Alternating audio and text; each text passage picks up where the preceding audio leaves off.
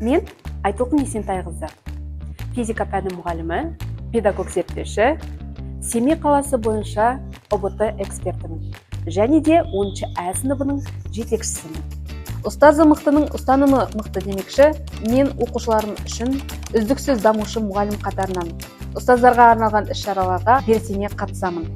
Өз білімімді әрқашан қала, облыс, халықаралық деңгейде бөлісудемін. Ұстаз болу ол әнші, актер, ана, қажет кезде психолог. Мен кәсіби әнші болмасам да, оқушыларымды шабыттандырып, шығармашылық қабілеттерін дамыту үшін сахна түрінде бірге ән шырқауға дайынмын. Ал менің жұбым?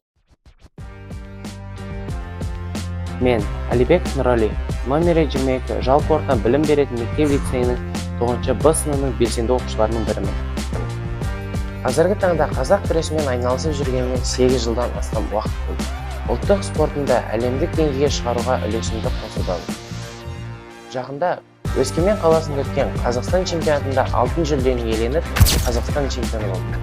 Бұл менің 8 жылдан астам маңдай терінің жемісі деп білемін. Біз Ескендер Хасанғалиевтің патриоттық әндерінің бірі «Айналдым елін» әнін таңдап отырмыз.